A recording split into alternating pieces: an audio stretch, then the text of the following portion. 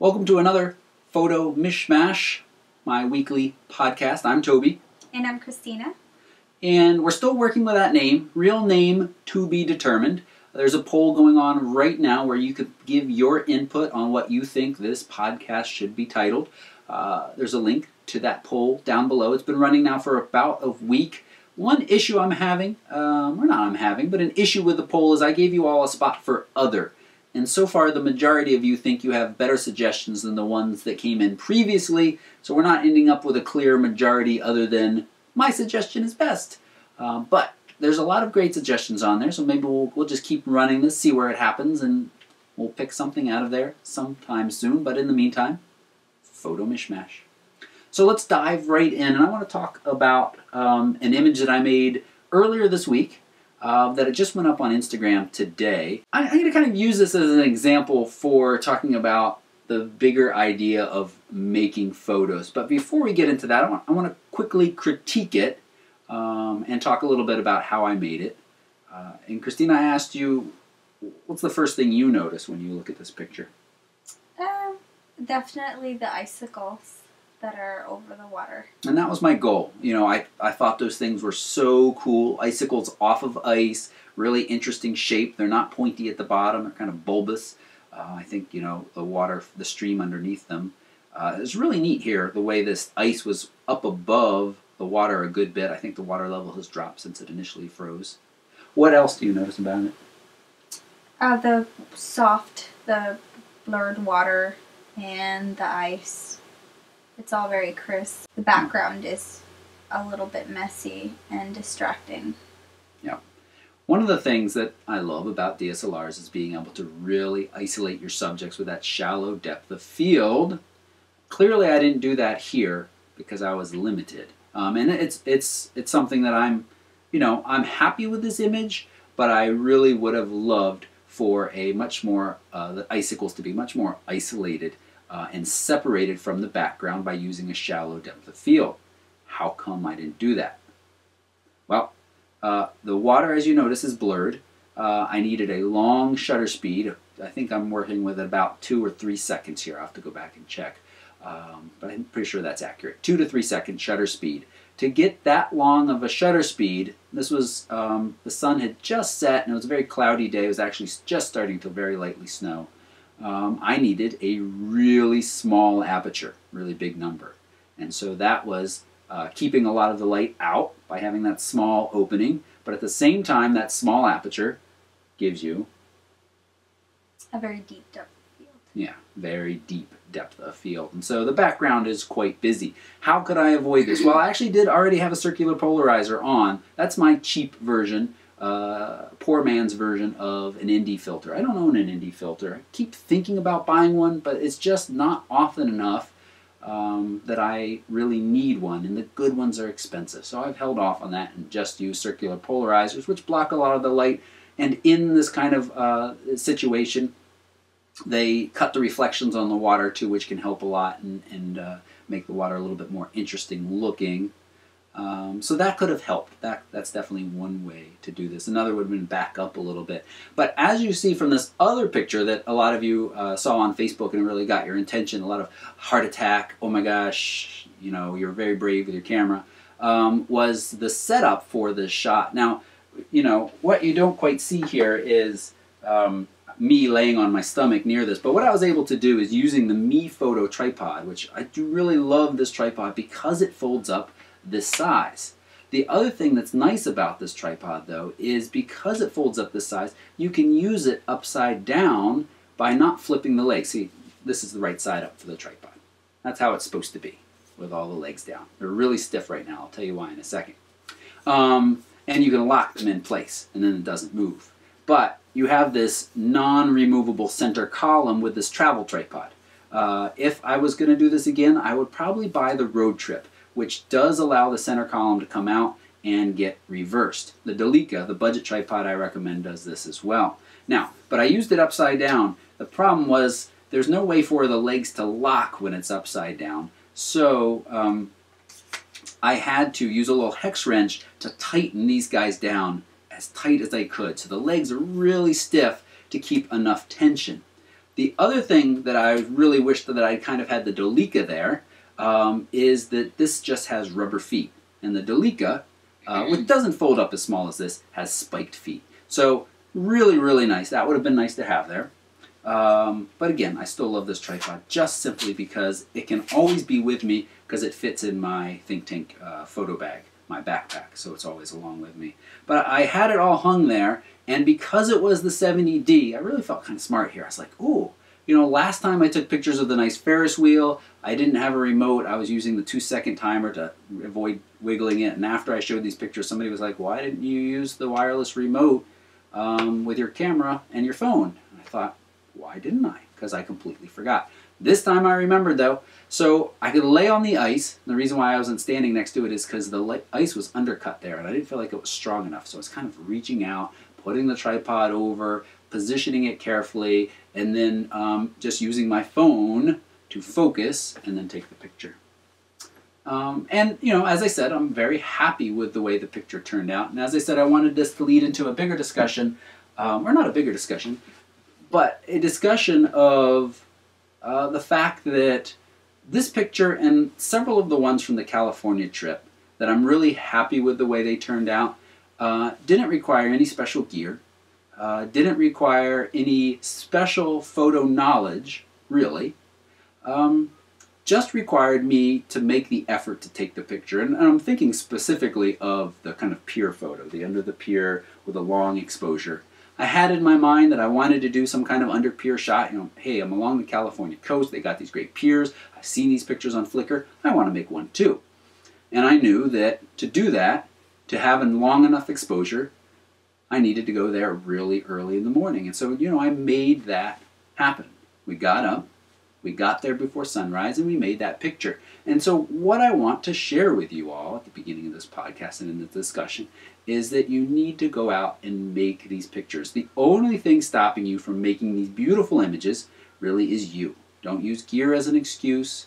Time you can use as an excuse. I do realize we got family, we got jobs, we got all of those things. But if you want to make beautiful pictures, you can do it. Just decide that that's what you want to do and do it. And I had a really neat talk this week with an economist who really kind of opened up the idea of, you know, we have these unlimited wants, and talking about humans in general. And we really have to focus on what we need. And I think the same can be applied to photography. So I'll talk more about that in a future discussion. Now, one funny, silly thing is that I got a tweet from Josh who said that is one of, like, can't remember the exact wording, one of the gutsiest tripod setups he had ever seen, with my tripod dangling there over the ice. And you know, you can't quite see everything, but if it had fallen, I don't think it would have gotten, the stream was pretty shallow, there was a little bit of ice under it. It felt a little gutsy, but at the same time, it didn't feel like my camera would go sunk down under 4 feet of water. So, but he said, gutsiest. Zach had to be a party pooper and say, no, and he shared this picture, which is a crazy, crazy picture. I saw this, it came out sometime last year. It did come out that there was a little bit of, I don't want to say Photoshop action, because it is all real, but a little bit of, what do you call it, special effects, maybe something applied to the tripod legs that was flammable at low temperatures, so it wasn't really that the lava caught them on fire. Well, I just want to share, Zach, you didn't get to see the whole picture and video, but there was, just because that ice was so cold, it did catch my tripod legs on fire for just a minute. That's all. So that was a bit of procrastination to make that video, and that's all. So, moving on. Anything you want to say, anything about all that? Nope. Okay. No comment. So, just a couple bits of news. I think the first piece that just released today, two big things that I want to talk about today. One is Tamron announced a 28 to 300 full frame super zoom. That's what they call these. I call them a do-it-all lens. But you know, this is something for full frame. There aren't a lot of these do-it-all lenses made for full frame. Was there an 18 to 200 Tamron? Or Canon? Yes, Canon's got an 18 to. Yep, okay. It will work on full frame. Yeah. So this is, you know, a little bit bigger. Starts a little more narrow at 28. goes all the way up to 300. Is this something you're going to be putting on your 5D Mark III for the next wedding? No. Why not? I don't love the big do-it-all lenses. And for the most part, I just resort to prime lenses to do most of my shooting. So if I were to use a zoom lens, it would probably be the 70-200. And that'll give me enough range. The only reason that I would use a zoom lens like that or ever zoom to 200 is to get excuse me, to get really close. And I guess 300 a lot closer than 200, but I think I would still be fine with the 70-200. And I think the maximum aperture is from 3.5 to 6.3. So at 300, 6.3, you probably still get a pretty shallow depth of field because of the compression and because you're, zoomed in so far. But you think so? At 6.3 and 300? Yeah, I think so. I disagree. No, I think so. And however, you couldn't really use it in a dark setting in a church. Low light. Or, yeah, it would struggle with that. So, I don't know. If you're going to shoot outside for the most part, probably, a good choice. Otherwise, diversify a little bit your lenses. This is, we usually answer reader questions at the end. I'm going to pull in a reader question here. I actually just got one tonight.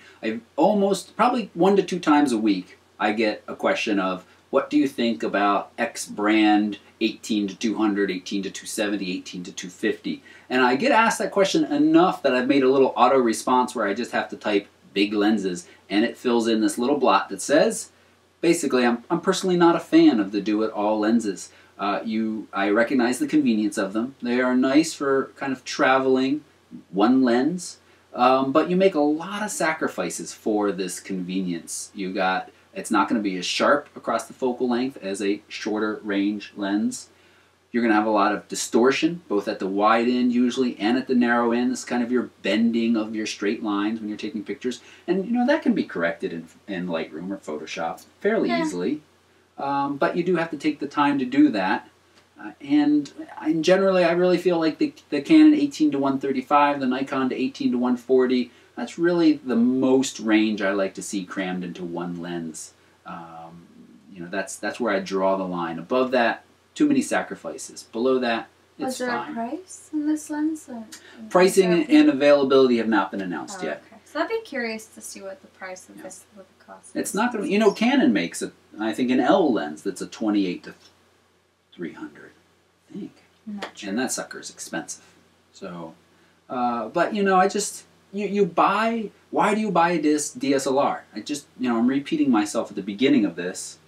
You buy it for that awesome quality, low light capabilities, and being able to shoot these shallow depth of field images. Well, I think you could argue that you buy it for, lots of other things. I don't think that getting a 28 to 300, playing devil's advocate here, would really take away from your DSLR experience and quality. You still get that quality, but if you're gonna shoot in more professional, not so amateur level, then I think you probably should diversify your collection of lenses a little bit instead of just sticking with one does-it-all lens. 28 to 300 with these apertures, you're really not going to be able to make shallow depth of field images. And you're sacrificing some of that quality. So, you can see we're not in complete agreement over that, but that's general. Talking about lenses, breaking news, just saw that the Sigma, we've been using the Sigma 35 f1.4, retails for $800, $900. Very, very happy with this prime lens. Yep. Very happy. I haven't shot enough with it to be able to give specific commentary on what I think about it, but off the bat, so far it seems like it's fast to focus and it seems like it's a very nice quality lens. So even wide open. Even wide open, and the build quality is very, very good. I think it's a little bit nicer. It feels a lot nicer than the 35 51.4 from Canon. So I'm liking it. I'm liking it a lot. Because this has been so well received, and Sigma announced the 51.4, a lot of excitement, and it looks like pricing for that hadn't been announced. It just been leaked, probably about $1,200. And this, as you reminded me, they say they are competing with Zeiss, right? So that's in line. I'm still surprised. I did not think that it would be more. I thought it would be around the same price as the 35. I think there's probably a good reason why the lens costs as much as it does, because You think it's going to be Sigma, razor sharp? Sigma is a third-party lens, and historically all of their lenses, comparatively to other brands, have been significantly, well, not significantly, but a little bit cheaper, so that, the comparable model has been cheaper than the, like Canon or Nikon. So I would think that, it's probably worth it. I'm really interested to see what they've come up with, and I want to see what people do with it and how it performs. Because it is, it's supposed to compete with Zeiss, and Zeiss is Now you own really you nice. own the 51.2. I do. Let's say that it's a little bit sharper than the 51.2. Would you be willing to sacrifice, a stop or so of light for a little bit extra sharpness? It depends. If it's super, it would have to be extremely, extremely sharp. I think if I didn't have the 51.2, I would probably consider the 51.4 over the 51.2 if it was sharper. And the 51.2 sells for about $1,200. Yeah. Right? Yeah. But I wouldn't necessarily return my 51.2 and then purchase the 51.4 from Sigma just because it's a little bit sharper. But again, I would really like to see what people say about it, and I would love to test it myself and see how it performs against the 51.2 from Canon. So, but I really do think that it's probably justified. The price is justified. But I could be wrong. It's great. It's great that we have alternative options to good Canon lenses from third party. Yeah, I think, well, the Canon, the 51.2 hasn't been updated in years. So I've heard rumors on Canon rumors that it's going to be updated pretty soon, but maybe this will be some incentive for Canon. Yeah, and I think competition helps everybody, because we get better lenses out of the manufacturers and better prices, more competitive prices, and so good for Sigma. Staying on the lens track, this year Canon will produce their 100 millionth EF lens. Wow. That's about all we say. 100 million. 100 million lenses That's a lot out there. of lenses.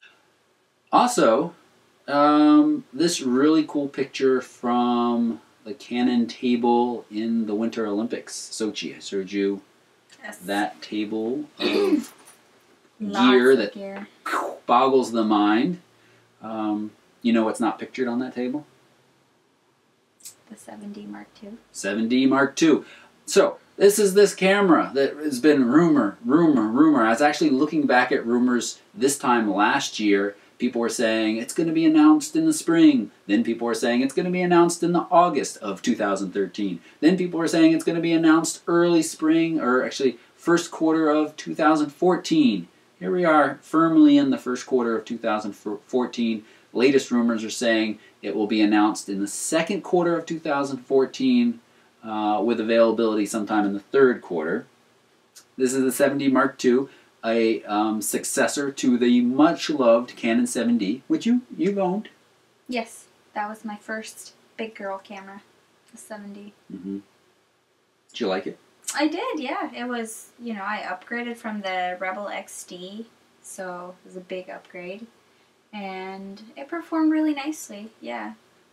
And tough. It was tough. It was, yeah. I actually, funny story, I one time came back from shooting a wedding with a colleague of mine, and I was given a vase with flowers from, it was one of the centerpieces, and I brought it home with me, and I put it, this was very silly of me to do, but nonetheless, it was on the floor of my car, just on the passenger seat at the bottom of the of the seat, and alongside it, right next to it, was my 7D.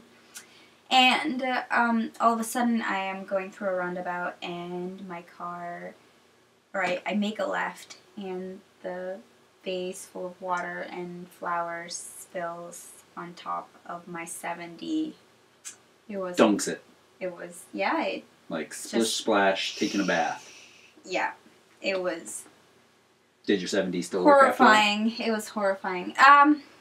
It did, yes. Well, so what happened was I immediately took the battery out, I turned the camera off, and then I put it in rice. As many people suggest to do with electronics that get soaked in water. So I did that for a couple of days, and then I turned it on, and I never had an issue with it. Ever. Nothing at all. It performed exactly the same way it did before it got soaked with water. And I am not exaggerating when I say soaked. So I knew it was weather sealed, but I didn't know it was... Vase full of water sealed. Yeah. A couple lessons to take away from that. 1, buckle up your vases. 2, keep your cameras in a camera bag. Away from the vases. Away from the vases. Yeah. Right. Yeah. Yeah. No. So 7D Mark II. I don't know if it's going to give everybody what they want. People really love to come up with these spec lists that are just kind of like the whole shebang. But it should be a really nice camera. It's not going to be cheap, folks. It's not going to be close to the 70D price, especially the 70D price now that it's come down a little bit. It's going to be up around $2,000, but it's going to be very fast, likely. Probably have this touchscreen, an upgraded sensor. So, and then we'll have to see after that, GPS, Wi-Fi, oh, probably Wi-Fi. It'll be a nice beast. It'll be a really nice crop sensor camera for those people who need performance. And then, so I'm getting questions, a lot of questions about, you know, high-end crop sensor or a low-end full frame. We'll talk about that in a future video. It's getting a little long. Sure. But there, you know, one is not better than the other. It depends on what you need. This is another question that I probably get about once a week. They say, should I buy a 70D, wait for the 7D Mark II, or buy a 6D? And it really kind of depends on what kind of photography you do. The answer. One might be better than the other for you. And I have to say, these crop sensors, the 70D, the D7100 on the Nikon side, they're really, really good in low light. Really good. So, very good. Yeah. Yeah. All right. I think that's all I want to talk about news-wise. Okay. Yeah. So let's move into the next segment. All right. So you got a big box in the mail this week. You want to talk a little bit about that? Sure. And we'll run a kind of, I don't really do unboxing videos, but you're unboxing it. So there's a little bit of unboxing. You want to talk a little bit about what you got and why? So I bought the Westcott Spiderlight T, I believe it's was it TD6 or T6, something like that. There's 3 models. There's TD3, TD5, and then TD6. And they basically, the number just represents how many light bulbs you can screw on the actual mount. And so this is just a continuous light setup that I purchased for a shoot that I'm going to be doing tomorrow. And the reason that I purchased it was because I was a little bit concerned that one of the spaces that we're going to use to shoot is not going to have enough natural light for me to create the pictures that I want, which are light and bright sort of airy images. So I purchased a ginormous softbox to go along with the kit that I bought. 54 by 72. 54 inches by 72 inches. Yeah, it doesn't even fit in this room. Yep. So as you can we see tried. from the unboxing video. Yeah. So I got that, and hopefully it'll be, you know, taller than our models, and I'll bounce some light back with some big reflectors that I have, and we will get some nice natural light pictures. I hope so. We'll see how that turns out. Yeah. Yeah. Well, maybe I'm going to back you up a little bit and maybe break this down for folks who are new to lighting. So, pretty straightforward there. You mentioned this is a continuous light source. Yep. Meaning it continually puts out light. It's you plug it into the wall. It's a bunch of light bulbs. Versus what's another option of light source? A strobe. So there's a couple. There's like a speed light, and then there's high power strobes, which and the speed lights are just flashes. Right, just flashes. And the strobes are usually you can plug them. You can plug some into a wall outlet, but for the most part, they are pretty portable. So you have a big battery pack that powers light, and usually these allow you to overpower the sun. So they're super powerful, and they emit lots of really bright light. So the problem with these strobes is that they work great if you're trying to overpower the sun. However, the maximum sync speed of our cameras, if you have Canon, is 200, 1/200th of a second. If you shoot Canon, it's 1/250th of a second. But you can't open up your aperture as much as I would like to, so you're very limited in terms of how much you can open your aperture and how much ambient light you can let in to the sensor. So I was hoping for something that I could control a little bit better, that didn't emit so much light, but that was still a huge light source, because I want really soft light. So yeah, and so I said speed lights are flashes. Strobes are flashes that are powered into a giant battery, usually, as you said, a little more portable. Yeah, you did. What was it? Oh, so the reason why strobes are often used in studio settings is they often have seamless white backgrounds. They really don't need to worry about their depth of field. They can be shooting at f8. They want everything tack sharp. Yeah. But for your work... But some people don't. I mean, there are some people that... Well, the photographer that I'm thinking about, his name is Joey Owl, and he does really, really cool commercial work. And I've seen him work on one of the online workshops that I watch, and he shoots with medium format cameras, which have a leaf shutter, which means that you can control the aperture. It has an aperture ring, and you can control the aperture independently from the camera body. And so that allows you to control the aperture and open up as much as you can, and the sync speed, I believe, is a lot higher. So so then you can open up, and he shoots pretty shallow sometimes, his portraits. So even when he doesn't really have a particularly interesting background. And there are some photographers that use a modeling light as well, because these strobes come with a modeling light, and so then they just... What is a modeling light? A modeling light is a light on the strobe that you can turn on. It's separate from the actual high-powered, bulb. Flashy thing. Yeah. And you can use it to see where the light's falling. And so that, you're not firing multiple test shots before you actually know where you want to put your light. You know what you're going to get. And now, so you mentioned you got this for a shoot you're doing tomorrow. You want to talk a little bit about what that is? Sure, yeah. We have been coordinating a styled shoot, a styled wedding shoot. So I've been bringing together some vendors in the Vermont wedding industry, and we're going to put together a mock wedding, and we're going to photograph it, and I'm really excited about it, I think. Why? Why are you doing this? Don't you have enough weddings to, aren't you busy enough? Well, it's winter, so I don't really have that many weddings. But it's just fun. For one, it's fun to just create for no other reason than to create. And I have freedom of my friend who is a floral designer, and she's a very talented stylist. She and I have been coming up with a concept and putting it together, and sort of bringing different kinds of materials and props and things that are gonna they're gonna make our vision sort of come to life. So yeah, it's just been fun to kind of think about what can we incorporate into the shoot, and we get to shoot at a beautiful venue, and we're having an awesome cake made and lots of really great food and really, really beautiful and talented models that we're going to be working with, and some dresses. And so, you know, it's just fun. And we're doing it for advertising, so we're going to submit it and hopefully get it published. But also it's just fun to create, and just we're having fun with it. So now, this isn't your first styled shoot. You did one last year?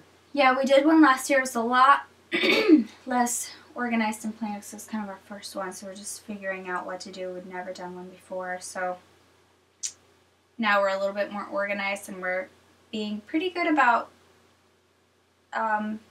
delegating a lot more stuff and sort of outsourcing the things that we're not that good at. So that's why we brought so many people into the shoot to help us and to be able to showcase their talents and get recognition for it too. So yeah, this is our second shoot. So if someone is kind of a beginner wedding photographer, maybe has a few weddings under their belt, or more than a few, is this something, and they haven't done a styled shoot, would you recommend that they do one?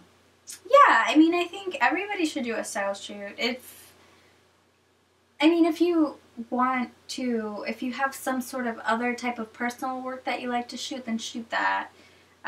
But in terms of networking with other vendors in the area and getting promotion for them and from them when they use your pictures and give you credit, that's, you know, it's a great way to kind of get your name out there and to just to make connections. And yeah, I mean, it's just fun to be able to get, you know, some people to, or just to recreate an environment that you can photograph without a lot of pressure. So there is some pressure because there's some pressure to deliver beautiful images, but there's not the time crunch of a wedding day when you're like, you know, you have like 5 minutes for bridal portraits. We literally have almost all day to photograph the models and all of the props and all of the sets that we're building. So so it's a little bit more relaxed, and it's going to be a lot more, just, I wouldn't say more fun, but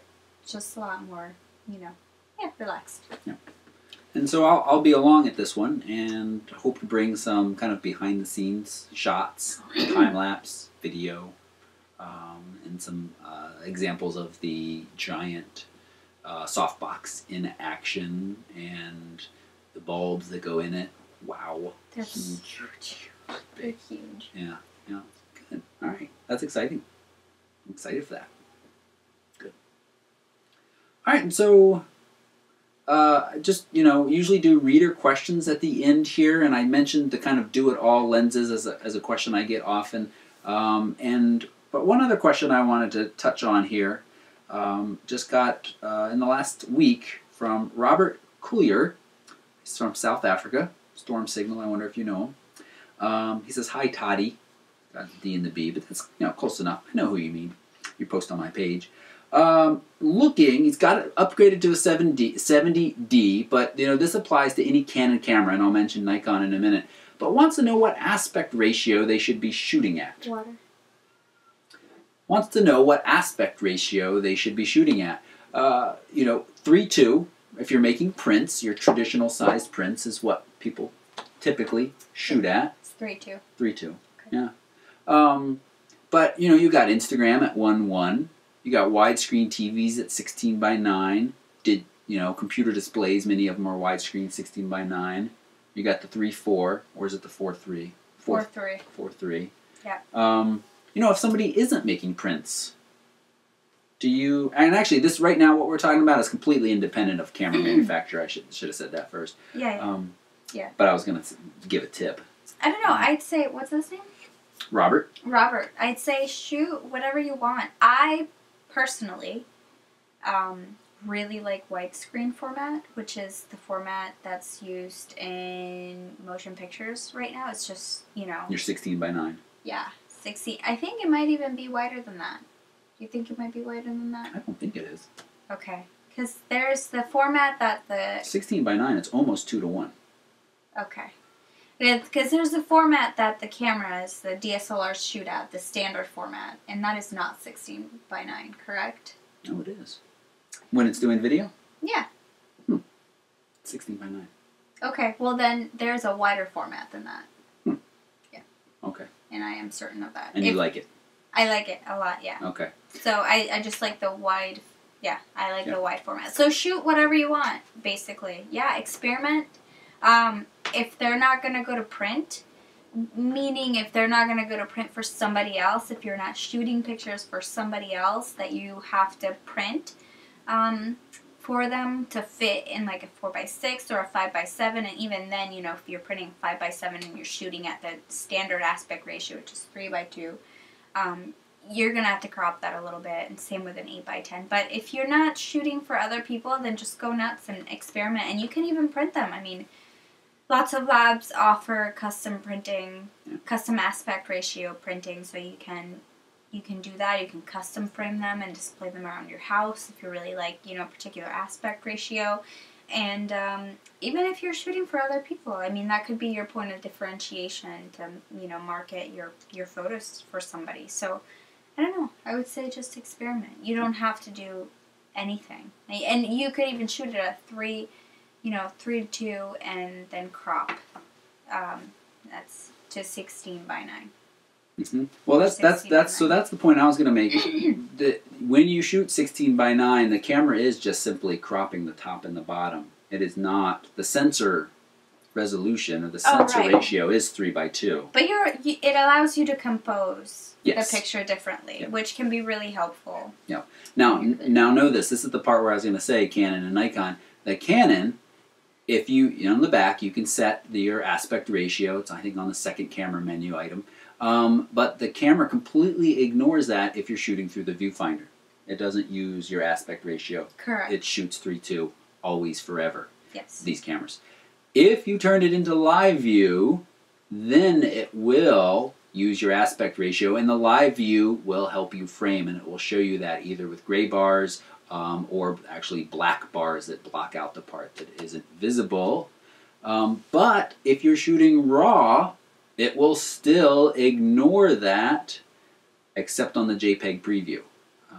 And unless you're bringing this into the Canon, are you getting confused? Because it is a little confusing. Unless you're bringing it into the Canon software that comes with the camera, the DPP, Digital Professional Picture, or whatever it stands for, that will say, hey, I recognize that you shot this in aspect ratio other than the regular. I'm going to show it to you in that. Lightroom will say, I'm going to ignore this, but it will build the JPEG previews to that aspect ratio. On the Nikon side, at least with the lower-end cameras, D7100, D5200, you cannot shoot in any aspect ratio other than 3:2, but you can, through the menu in camera editing, you can switch it over to one of the other aspect ratios by cropping. That's it. Right. Good. So thank Robert for that question. And remember, my name is Toby. It's important. Thanks so much for watching, and if you have any questions at all that you would like to see covered in this podcast, if there are things you'd like to hear more from Christina, she obviously knows her stuff when we're talking about lighting. Oh, I really wanted to talk about soft boxes and umbrellas. This got long. We'll talk about that in the future. We'll set that aside because that's really, when is an umbrella a good light source modifier? When is a softbox a good light source modifier? We talked a little bit about why you chose continuous over strobes, but we'll have future videos that really go into that. But, leave your questions, your comments down below. Thumbs up is always appreciated. It helps spread the word. And please subscribe. If you're watching this and you haven't subscribed, take a moment and hit that button. It's really powerful. It helps. It helps when I reach out to companies and say, hey, I want to do a giveaway. Speaking of giveaways, there's something sitting back here that I'm really excited to give away, and that announcement will be coming next week, so that was just a little tease. Thanks so much for watching. Bye-bye.